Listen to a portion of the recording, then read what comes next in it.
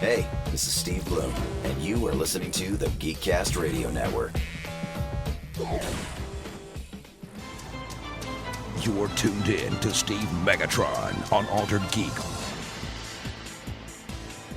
Hello and welcome to Altered Geek. I'm your host, Steve Megatron Phillips. Today, I'd like to welcome to the program Peter Westwood, creative producer of the YouTube show called Poppin, producer of a Microsoft Mixer series called Stream Collider, TEDx speaker, and pop culture fan. Welcome, Peter. Dude, welcome to me. Dude, thank you so much for having me. I appreciate it, Steve. Yeah, no problem. Thank you for joining me.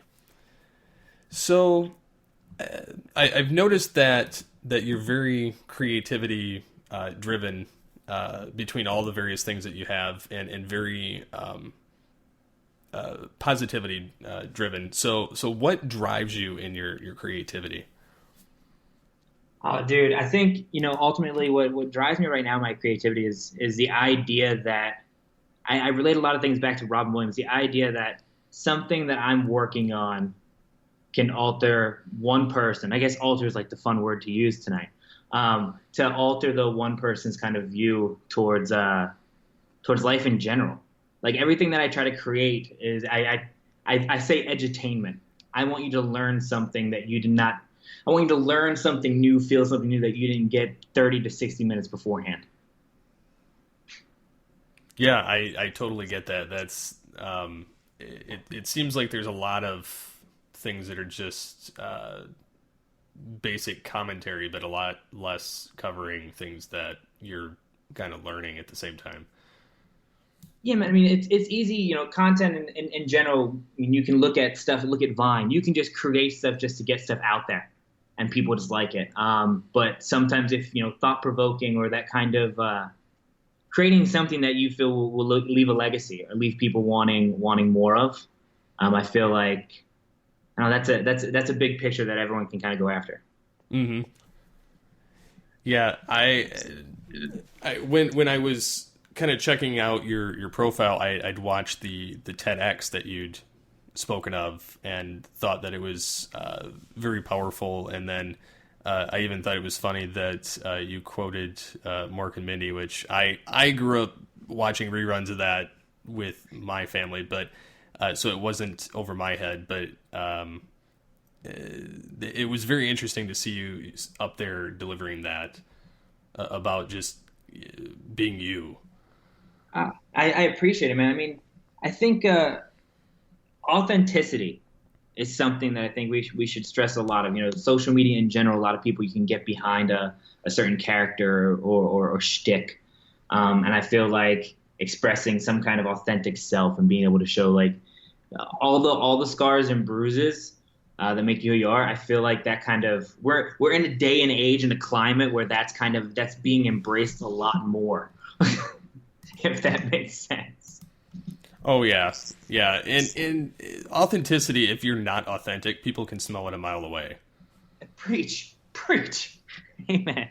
That's part of what's getting a lot of people in trouble now is they're playing the, oh, well, I did that as a joke, or I it's like, yes, you do have the power to grow and change, but you still do things like a certain way. Like it's like I've kind of taken this personal mission to not be as negative online, or to limit what I'm saying to something that's constructive feedback instead of just off the handle crazy fandom speaker.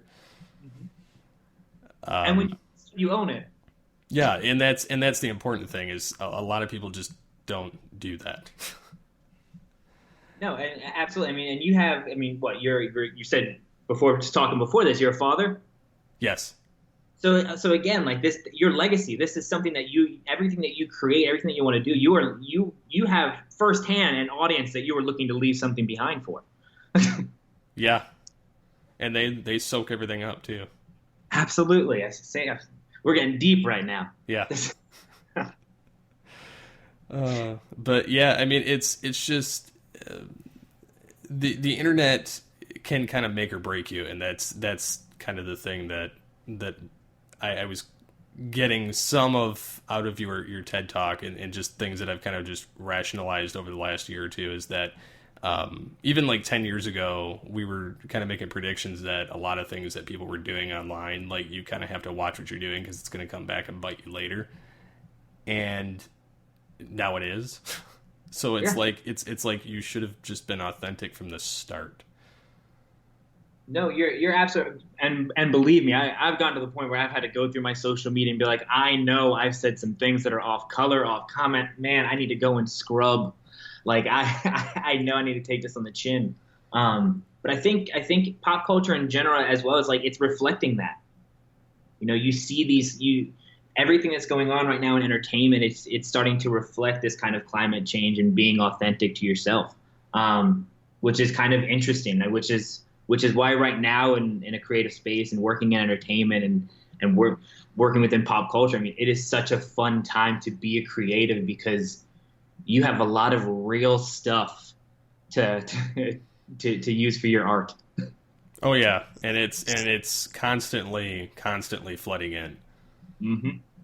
Absolutely. I mean, you see it, you see it day in and day out with what's coming out on right now. And again, you hate to see TMZ at times, like, or you hate to see really like I don't want to see CBS talking about the Amazon, the Jeff Bezos divorce. I don't want to. I want to see them covering like real news stuff.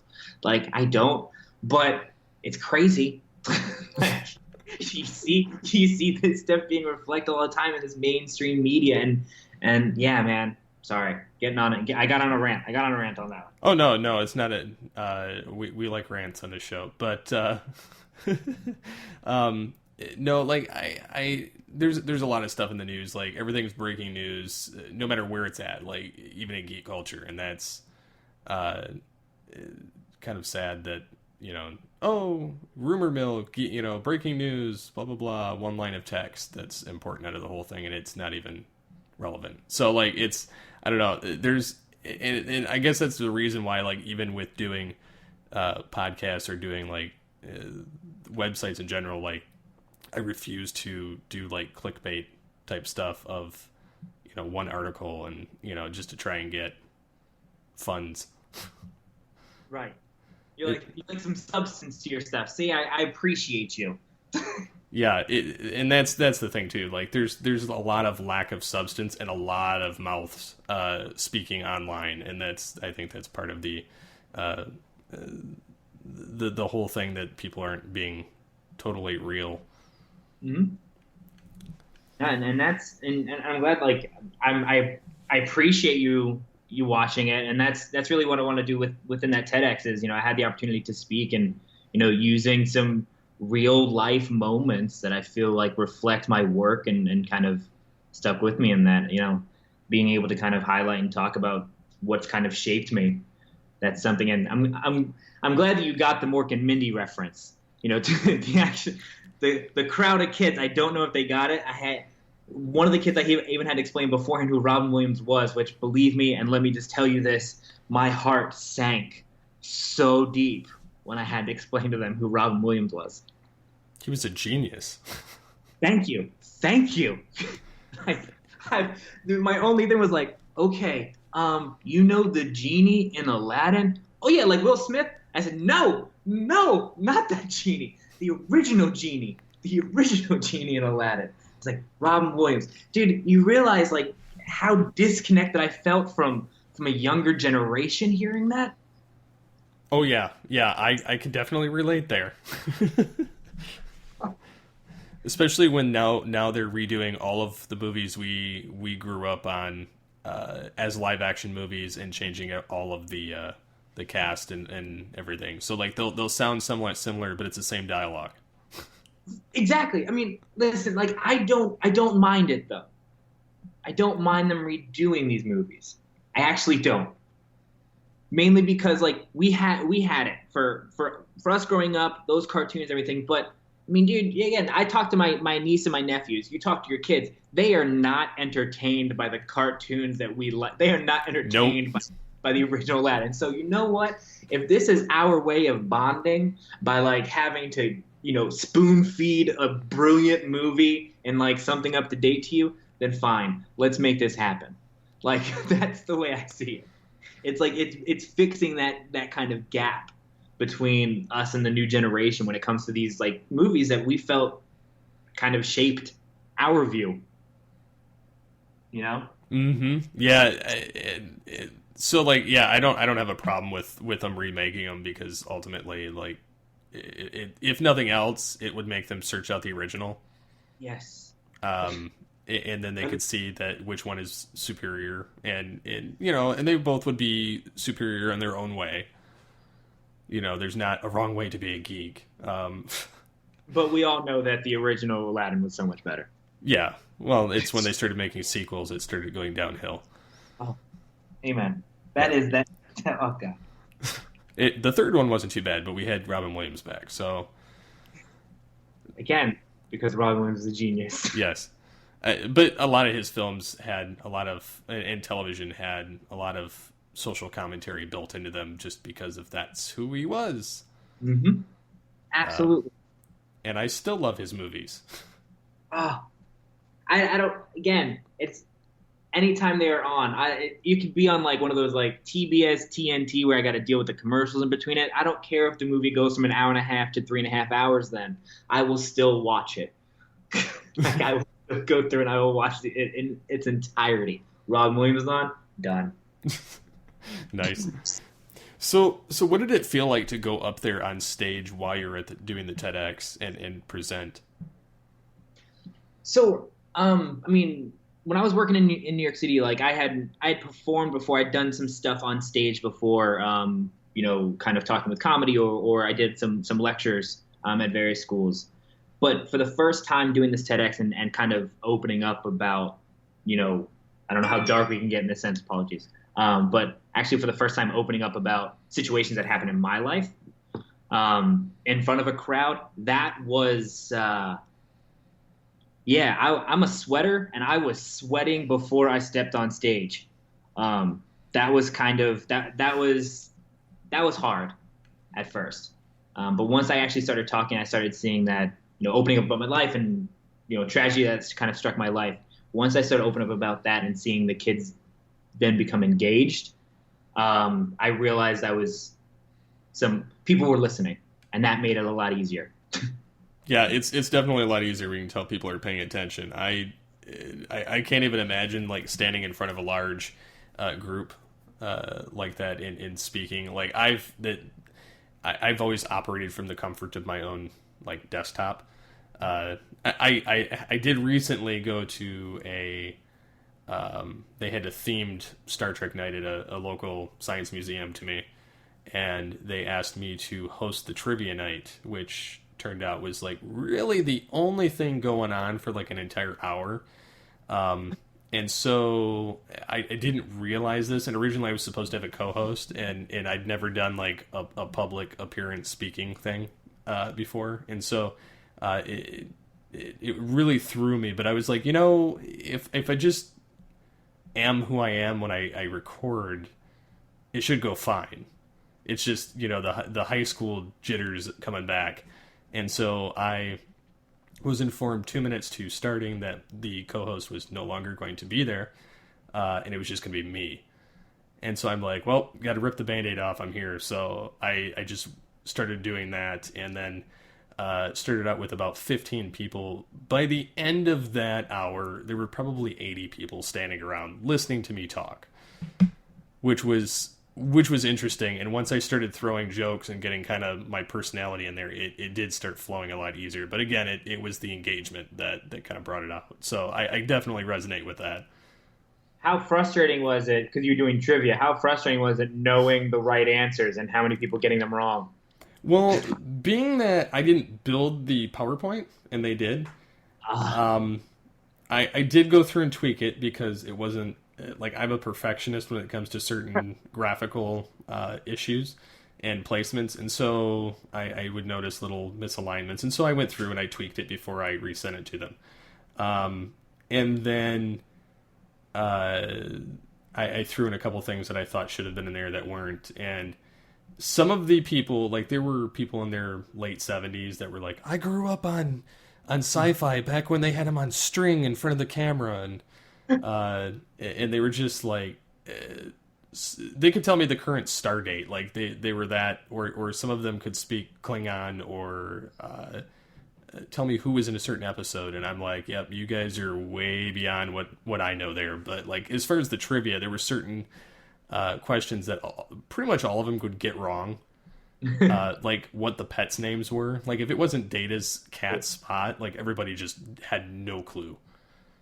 Like it was just the most interesting and the most frustrating thing for some of those people, because like a lot of the questions were like trick questions in certain scenarios, or there were certain scenarios where there really was only one right answer, but it made it kind of out to be like a difficult question, even though it wasn't. And so it was just funny watching people's reactions to it. You had a night on your hand. Yeah, and then thankfully I had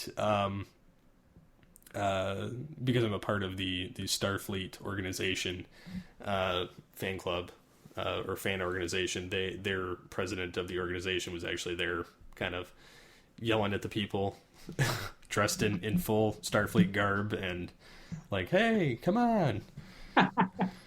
You should know this one." You know, it was very entertaining. So like if I would have been able to, like, I did record some of the stuff via audio, but if I would have thought about it and done it like a live stream video, it would have been quite hilarious to watch some of the people, especially the ones that had been heavily intoxicated, yelling out the answers so everybody would get them. Of course. Have you? I mean, now I'm asking you questions. I mean, have you ever been to like one of the major cons, like in New York Comic Con or San Diego Comic Con? No, I have not. It's always been something that I've been interested in, but it's a monetary thing. So I've been to a couple of different size ones. I've been to like Transformers conventions, one in Canada, one in Chicago. I've been to a couple of Grand Rapids Comic Cons in Michigan, and might be possibly going to C2E2. So gotta get you and the family all dressed up to a Comic Con. Yep. And that's it. I mean, that's the only way to go. Yeah. I'm waiting for my Starfleet uniform. That's it. Get it. I don't even know your children's ages, but get it for the little ones. Everybody dressed up, full Starfleet. Let's go. Yeah. So what is one of your favorite like pop culture properties that you enjoy, whether it's TV, film, or games, or just whatever in that realm? Oh man, I mean, I guess it's between. I'm a huge Marvel fan. I love the Marvel franchise. I love the movies in that sense. TV as well, and then yeah, man, I've been getting into esports a lot. I've had a couple friends that own some esports teams. They're from not the Overwatch League yet. They're not in it, but they had a few leagues for PUBG Mobile and everything. So it ranges. I work in TV. So I'm always trying to stay in the know within pop culture and then what society is kind of going with and kind of flowing with. So I'm always trying to stay in the know with that. But yeah, I want to say movies and TV strongly, but I can't put down a controller. Yeah, I have that problem in my downtime. When I'm not recording podcasts and I'm at my PC, I have an Xbox 360 controller and a game going. And I will play for hours. That's it, man. I would like my downtime. If that's the case, I will have Rick and Morty playing on repeat while simultaneously murking people on Overwatch. That is my ideal evening, to be honest. Nice. Yeah, I typically have, because I have a dual monitor setup. I have one monitor playing. Like Hulu, just random episodes of stuff, and then I have my other screen playing the games. Perfect. See, that is it. Like that's very it's kind of it's the best way. I don't know if you eat sushi, but like in between sushi rolls, you have a little bit of ginger to cleanse your palate. And like to me, that is palate cleansing. Like after a day, you are done. You're offset. You're done doing whatever it is your job that may be. To me, it's like gaming, and that is that outlet. Oh yeah, Like, definitely. Some people, they like to go to the driving range, and they like to nah, man, throw me a controller, throw me online, let me go ahead and talk some smack to some people while playing. I don't care if you're 10, I don't care if you're 50. I will put you down. So that is it. But that is like an outlet. Oh yeah, definitely. That's pretty much how I kind of cool off for the day. Like I just I'll watch something just kind of brainlessly, as sound in the background, and every now and again scan over, but like pretty much I can just play on autopilot. So what are some of your favorite, since we're talking games, what are some of your favorite games that you've played over the last couple of years? Like, for instance, myself, I just recently got Steam, so I downloaded Arkham City and Arkham Knight again. Well, I never played Arkham Knight because I didn't have a next-gen console, but those are what I've been playing lately, and I'm getting ready to play, like, Battlefield 5. But, like, what are some games that you've been kind of addicted to? So, it's kind of running the gamut a little bit. I have Madden, because that connects me to a lot of my friends originally from Pennsylvania. So we still play Madden. I still have a Madden league going for the last, 10 years, 12 years, online. So like we've been getting online, having a league. So for the last 12 years, it's been Madden. Then even from that, within the last few years, Destiny, I've been really getting into Destiny. It's a storyline. The storyline to go along with everything, all the updates, I have been lost into space with that. And then as Overwatch has come through, Overwatch to me, it's that competitive nature, and it's just straight up, it's clean and competitive. And so you see the league itself blowing up. I mean, dude, teams are going for, now in the second season, $40 to $50 million a team. Just that alone it's to see a game that I can just play online in between, like, days on weekends with friends, and to know that like this game also translates to a whole entire professional series and league. It's mind blowing. But I would say that, but between Destiny and Overwatch, and then as Madden's grown, being able to still play that and connect with friends from home, those have been my go-tos. Nice.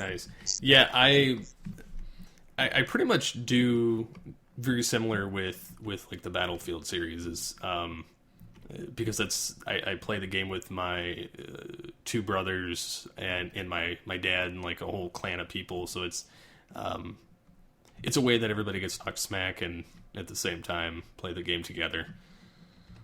Oh, and again, don't get me wrong, I still dive into Battlefield, Fallout. Oh God, I am. If we're going through like games that I've lost my life in, I would say like Skyrim.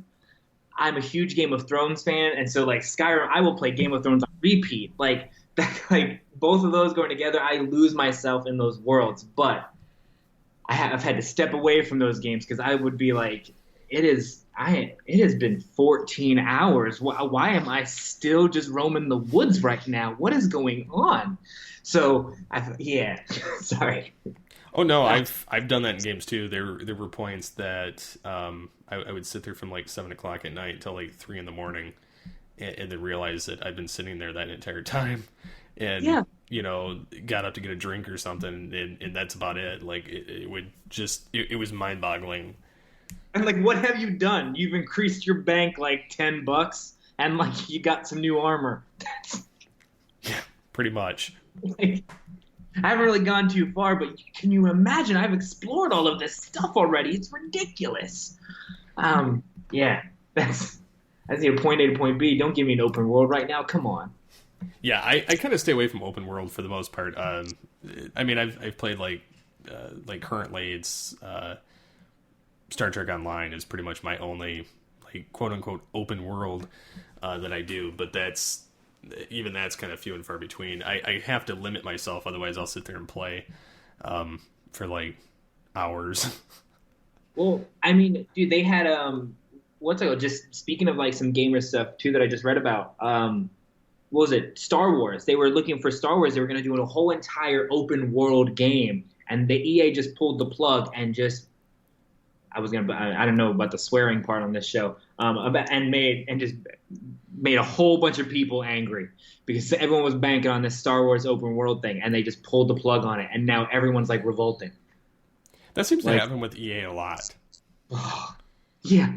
Again, I'm a Madden fan, but I have my issues with EA, so I completely agree.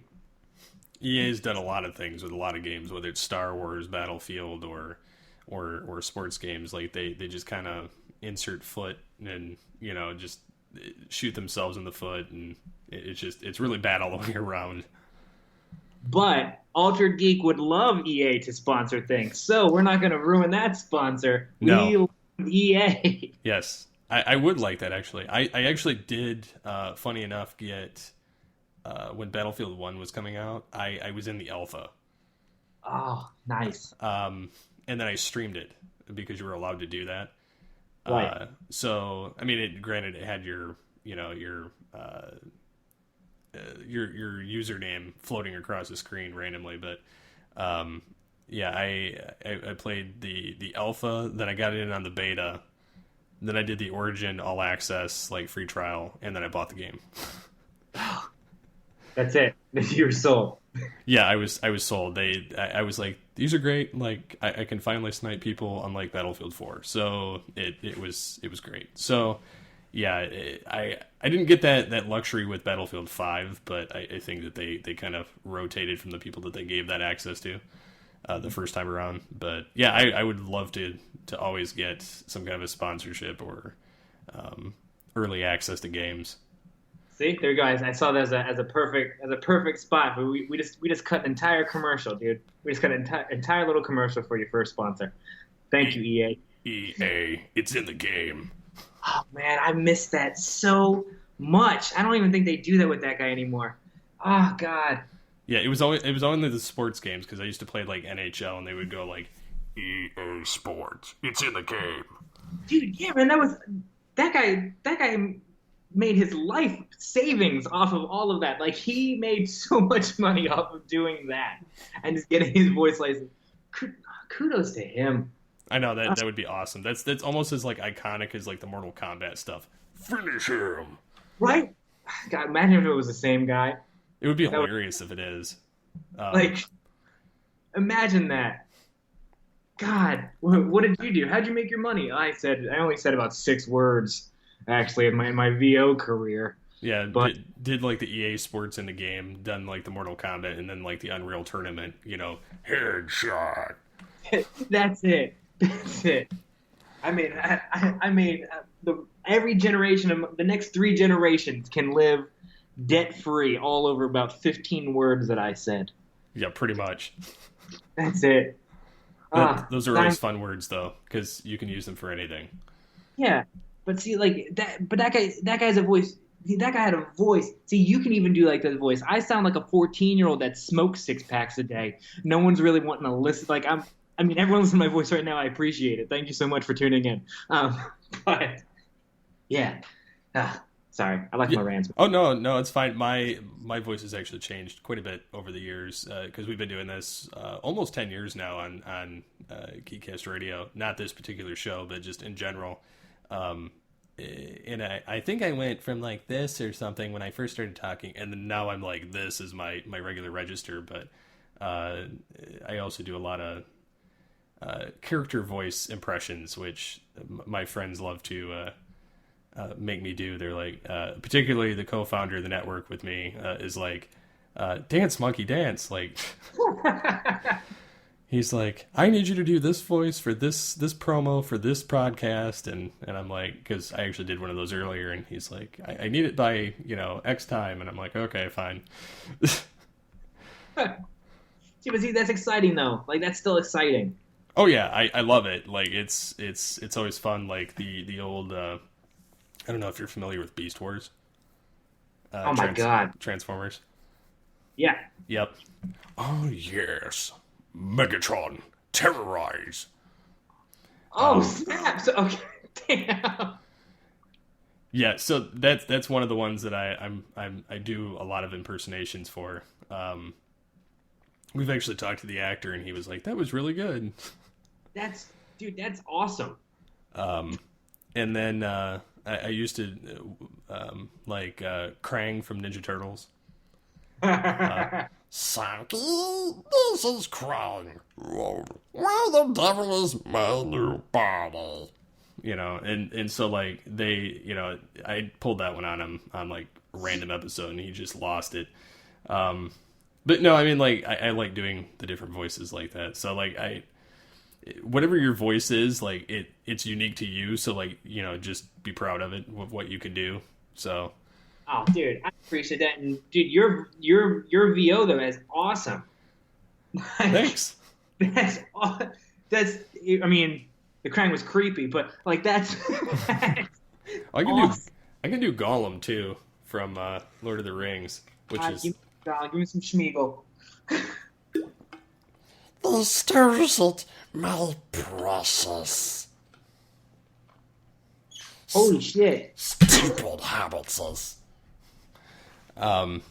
Yeah, I have fun doing these voices. Like it just gets you into trouble when you're like caught doing them all arguing with each other. Because I've done that too. You did the whole Justin Roiland. You just had the entire conversation with yourself. Oh yeah, I've done that. When I used to work at a car lot, and I used to have arguments with myself in different voices, like just with how irritated I was throughout the day. So I'd like have Megatron conversing with like Starscream, or convincing, you know, with Gollum, and you know, and then I'd randomly walk by a car and then realize the windows rolled down and there's a customer staring at me, and I'm like, oh, gotta go. This bird's gotta fly. Sorry about that. Yeah, it's just wild, but yeah. So I do a lot of that stuff just for fun. Dude, that's awesome. That is awesome. I'm telling you, that is an icebreaker party trick and a half that I would do every single day. I'm a people watcher, man, and so like I would be fascinated by that, seeing that in public.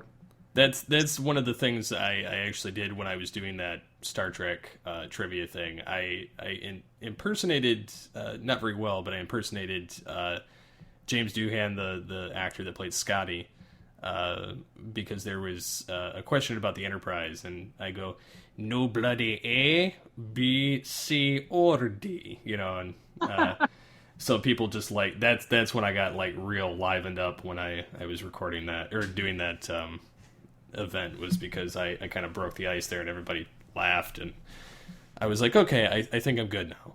And that's like true to your element, man. Like that's something that you're good at. That's something that's second nature to you. So you should be doing. I would be doing that every day.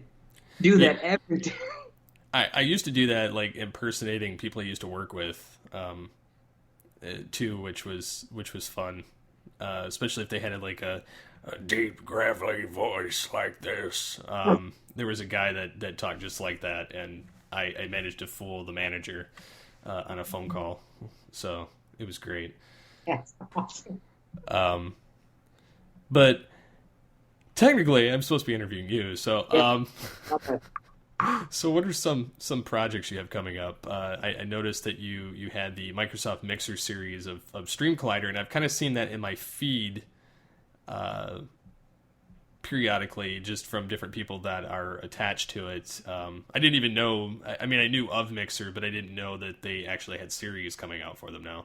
Yes. So I mean, every week I do. We have my show Poppin' Off that we do with Pop Culture Show through the FNTSY network. We do that Tuesdays and Thursdays.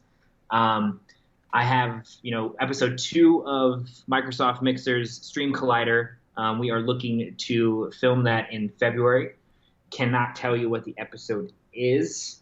That's okay. But we have talked about one of those games that we're playing, and that's my hint. Okay. That's included. One of the games that we've mentioned before. We mentioned a couple games. But one of those games will be in this next episode, which is really exciting. John is a phenomenal host. He's a hilarious dude. The writers and everything behind that team are great. And so the directors. So it's really exciting about that. What else?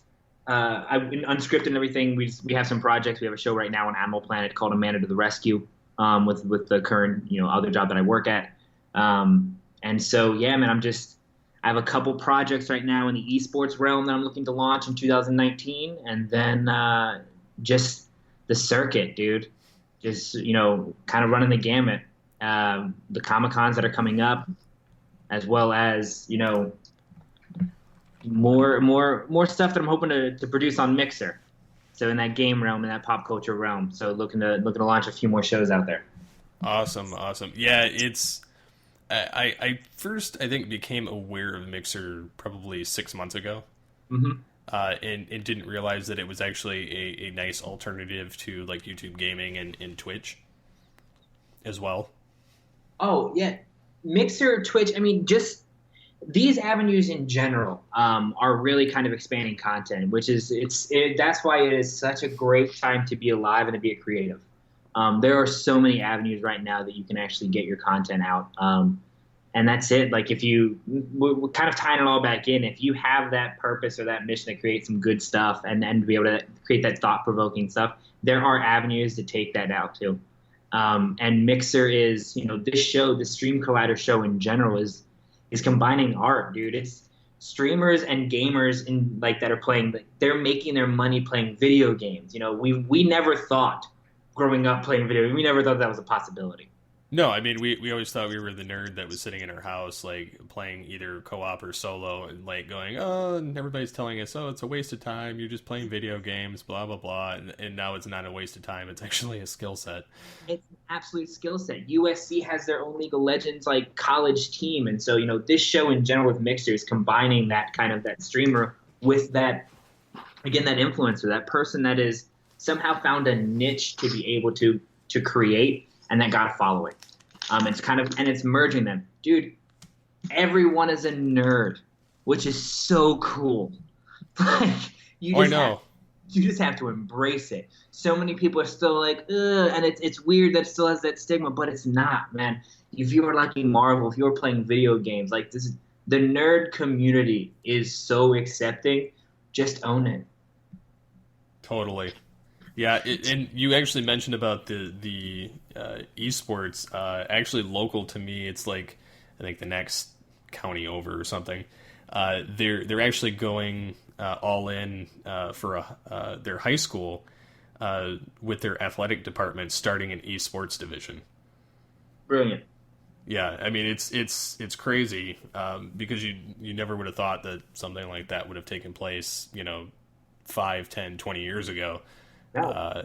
But now that's like one, it's good because it keeps people out of trouble and kind of keeps their interest involved with something that they're passionate about. And then two, like it's hand-eye coordination and just a lot of teamwork, especially if you're playing online.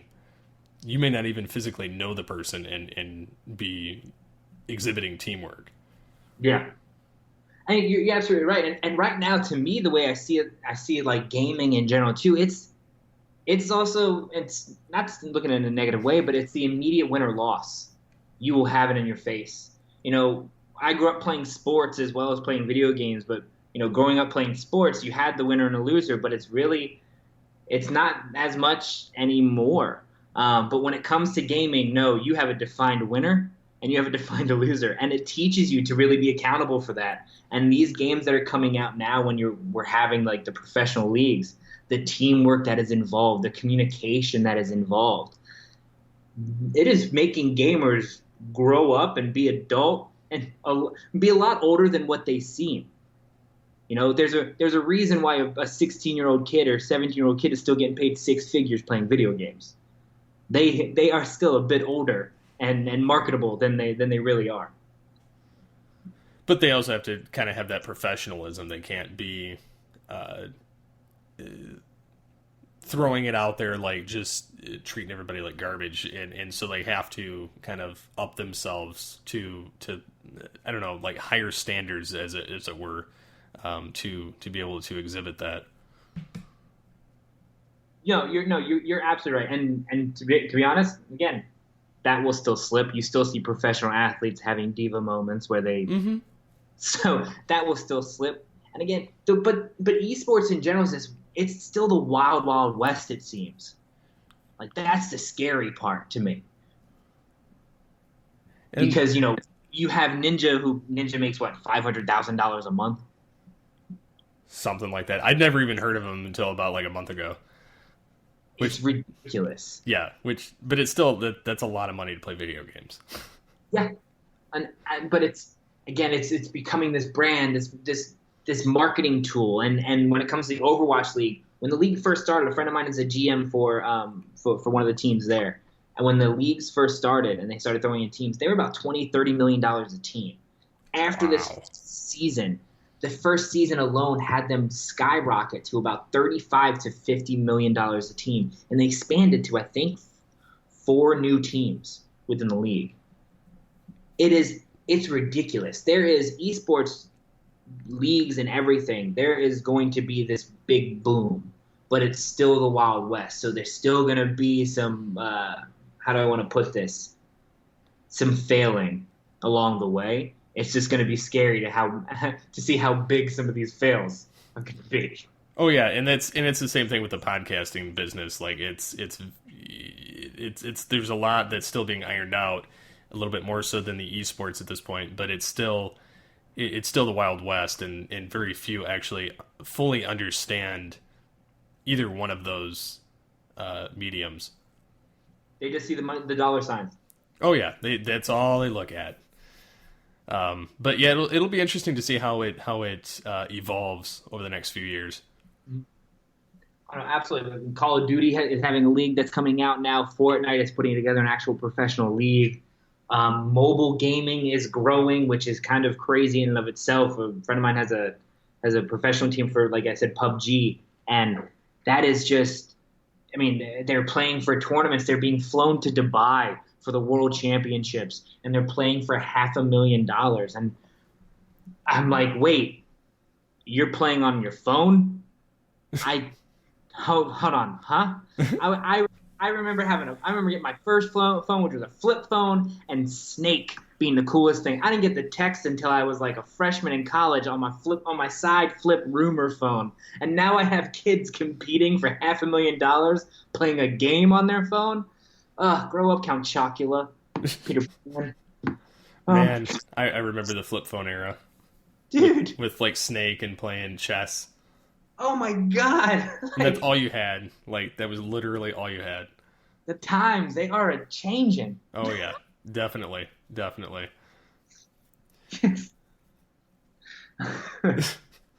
Wait, I tell you, you're going to have, I mean, if you're cutting this, you're going to have a blast cutting this back and forth. I'm sorry. So explain a little bit of what Poppin' Off is.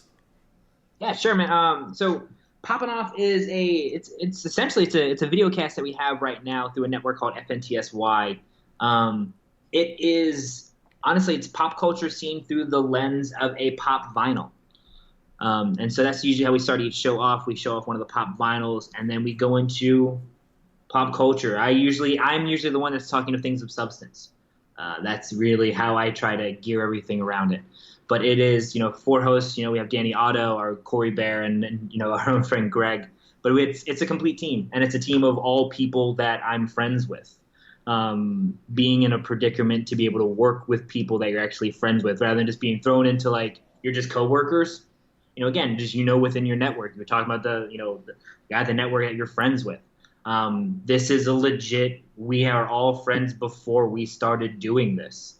And so it's really cool to be able to kind of see this grow.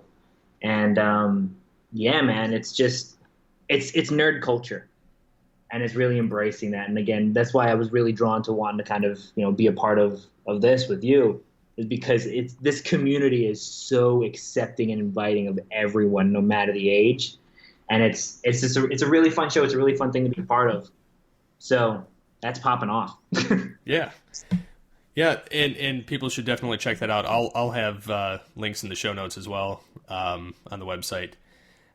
So how can the listeners get a hold of you and find out more about you online? Oh, absolutely. I mean, I am heavy on my Instagram and my Twitter at the Pete Westwood. I know I might sound like I have peanut butter in my mouth. The THE, the Pete Westwood. And Facebook's the same. I'm usually all about again, pop culture, thought leading.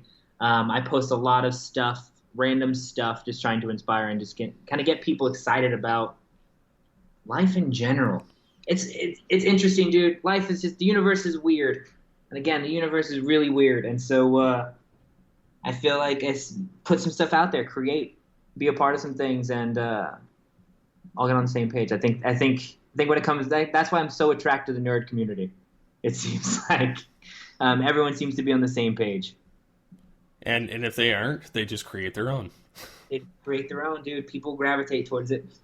Totally. So I'd like to thank you again, Peter, for taking the time out of your busy schedule to hang out with us here on Altered Geek. Oh, dude, I appreciate. I mean, I'm sorry for the cutting on this, and I know that we went on some rants. I hope this was fun. I hope you were at least entertained, and I appreciate having you on. And I'm looking forward to hopefully getting you on Poppin' Off here soon. Awesome. Yeah, and definitely I'll be connecting with you after for sure. Awesome. Dude, again, I appreciate having me on. Yep. So until next time, get altered, get geeky with the Altered Geeks.